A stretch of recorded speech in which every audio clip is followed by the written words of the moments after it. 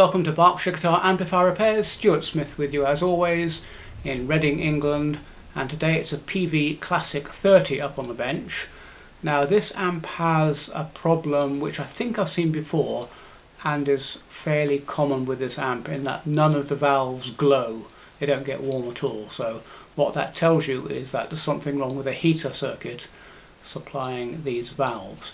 I haven't looked at the schematic yet, but from memory I think it may be DC. There might be a bridge rectifier in there providing DC, 6.3 volts DC to the heaters. I'll have a quick look at the schematic and I suspect there's something wrong with that DC side. So I won't do anything else, I'll just get the chassis out and we'll start digging into this amp. Okay, I've looked back through my records and I haven't repaired this fault on a Classic 30 before, although I've seen similar kind of things, of course. This is the relevant part of the circuit. There seems to be an AC winding here. I don't know what the voltage of that is at the moment. There's a fuse here, look, so it could be as simple as replacing a fuse.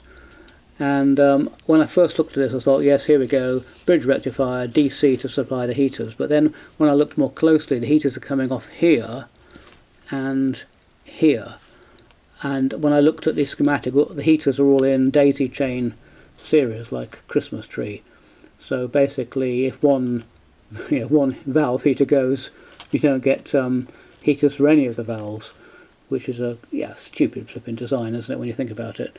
So just like Christmas tree bulbs, you know, how much time have you spent trying to find the one bulb that's blown? So what we'll do, we'll take the chassis out, we'll check that fuse, might be lucky and that might be the issue.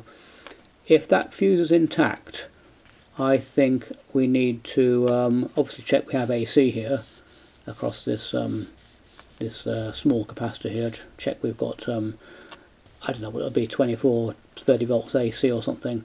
And if we have, we need to start suspecting one of the heaters in the daisy chain, and that will mean checking each valve one by one or just swapping them out one by one until they all spring to life. It's quite unusual, in fact very unusual, for a valve heater to go. I'm not sure I've ever seen it, but certainly it's exceptionally rare. So my money is on this fuse here having gone for reasons. Let's get the chassis out and have a look. Ah yes, it's all coming back to me. The Peavey Classic 30, I've got a feeling it's one of the few handful of amps on my list that I refuse to take on anymore. And you can see sort of why. I mean, look at this ridiculous folded printed circuit board idea here that they've got, and you can't get to anything and you can't get anything out because it's a U-shaped chassis, look. So it's all crammed in there. God alone knows how you get it out. I'm not saying that it's impossible to get it out, but you have to, all these controls, all the knobs, and somehow, I don't know actually how you would get that whole PCB assembly out of there. But crazy flipping idea. Anyway, we've got two fuses here, look. A 10 amp, which is the heater fuse, and the 1 amp, and I've checked them both and they're both okay. So it's not just a simple fuse, unfortunately. So the next thing to do is let's see if we've got any AC coming in on the two yellows here. I have had a couple of these in with burnt out transformers, so it may be that the transformer's gone. Anyway, let's see if we've got our AC signal, AC voltage on those two yellows. And just to remind you, it's these two here we're looking at. It says orange, but they seem to be actually yellow. J27, J28, and that corresponds with the printer circuit board pins. So that's definitely the right winding there. And that's the fuse there that we were looking at. And that's okay, that fuse. Okay, this is interesting. So meter on 200 volts AC, and if I measure on the two yellows, which should be our I don't know exactly what the voltage is there, it's 20 volts, 30 volts or something AC, there's nothing. So I thought, okay, well I'll go on to the red, which is probably the HT, and nothing. So there's no voltage at all coming out of the transformer. So I'm just wondering, is it something to do with the primary side of the transformer? I mean, you know, that light's on, but that could be straight across the mains coming in, and nothing whatsoever to do with the secondary or anything. In fact, I suspect it is. So here is the primary of our transformer, look, white and black, and it goes to the tag board. so it's very easy for us to get on there. I noticed there's a fuse hidden away there as well, which visually looks intact. I imagine that's, yes, it's coming straight off the brown mains input look. So that's the mains fuse. So we wouldn't get any pilot light if that fuse was gone, and the fuse looks good anyway. Look, you can almost see that that's okay. So I'm beginning to wonder if we have a transformer problem here. The primary might have gone on this transformer. To do that, I'm just going to measure across that black and white there to see if we've got 240 volts there, and if we have, I will pull both of these connectors just to make doubly sure they're not being shorted to ground or something, but I'm not convinced by that. One possibly, but not both connectors. But anyway, we'll pull both those connectors and actually measure on the secondary to see if we're getting any voltage whatsoever. If we're not, we have a dead mains transformer. Now, I have in my records 2 or 3 of these over the years, you know, that have come in, and my comment is mains transformer failed, customer didn't want to repair, scrapped. So this may be the situation with this. Anyway, let's have a little measure on this primary side. Okay, the amplifier is on. I'm just going to put the meter across, literally across the primary. It should be 240 volts. I'd be amazed if there isn't. And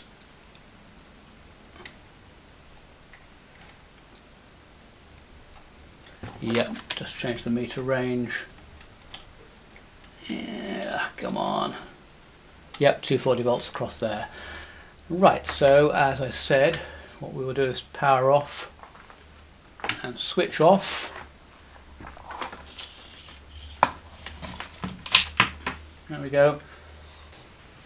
Okay, I'm just going to pull these 2 connectors here, and of course one of the things we can do is just measure the resistance across these connections here. But I suspect, by the way, an open circuit primary, not an open circuit secondary. So let's just put the meter onto resistance mode and measure here and here on the HT. Yep, we've got a nice low reading there. Here on the HT, on the, yep, those windings are fine. Well, when I say fine, they're certainly not open circuit.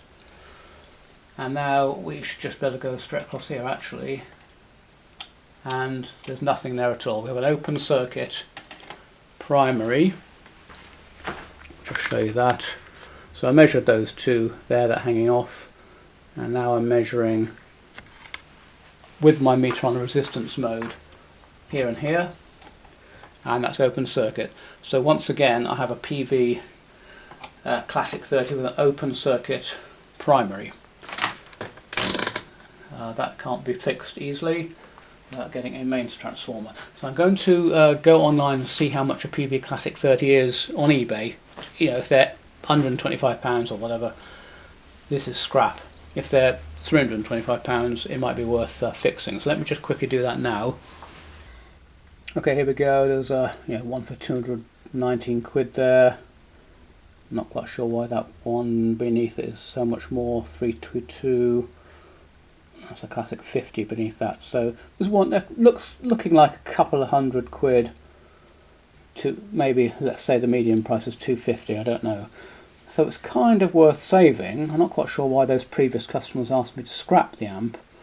Now, of course, what we don't know is why that winding has gone. Why has that primary winding gone on that transformer?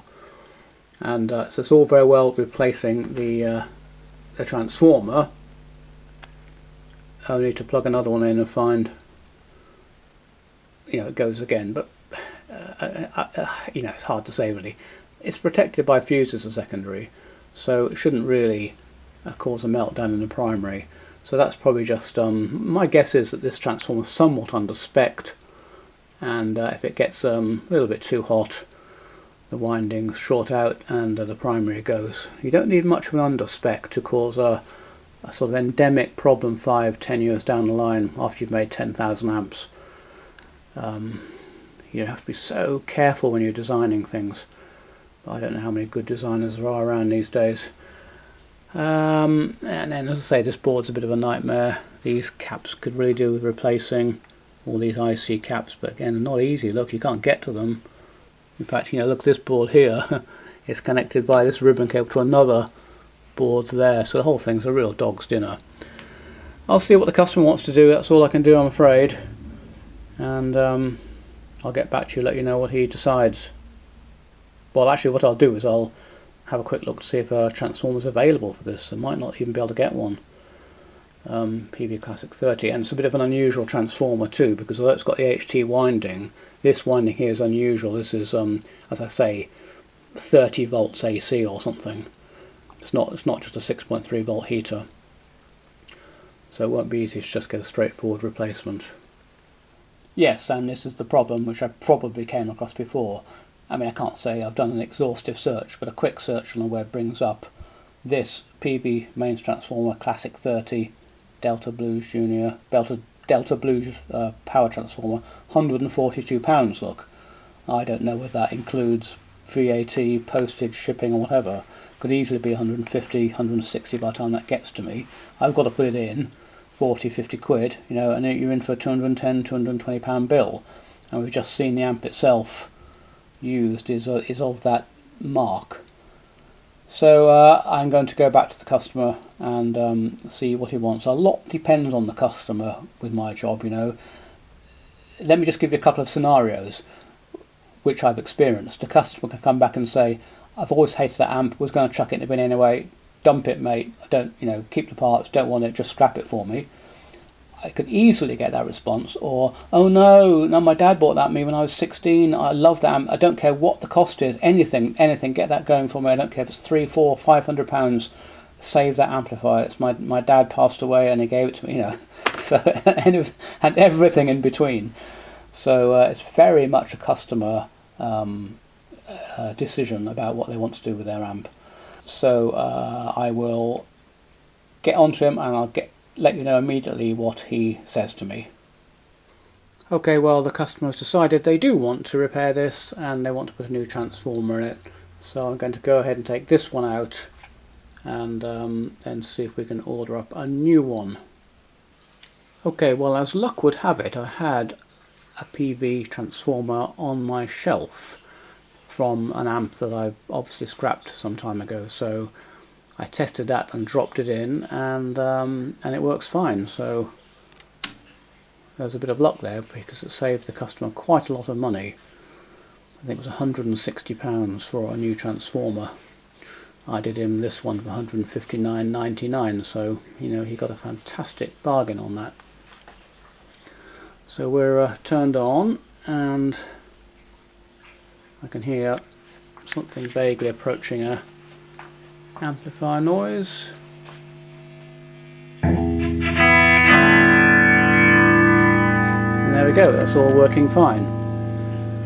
So the amp lives to fight another day, which is really good news. I don't like scrapping amps, but sometimes I have to. But this one we have managed to save, so that's great news.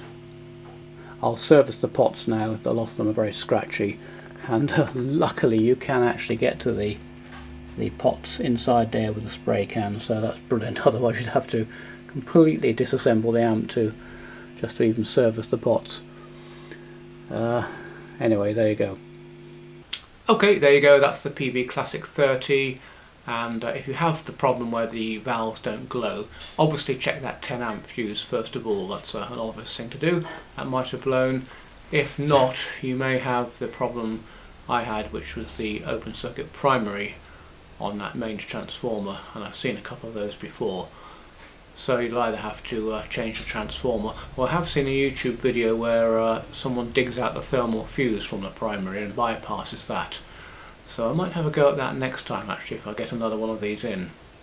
And it's not a particularly difficult job, that, so try and dig out that YouTube video if you do have an open circuit primary on your mains transformer. Other than that, not an easy amp to work on, exceptionally difficult actually, and I don't relish ever having to take out that funny folded PCB arrangement. Anyway, there you go, hope you enjoyed it, and I'll see you on the next one.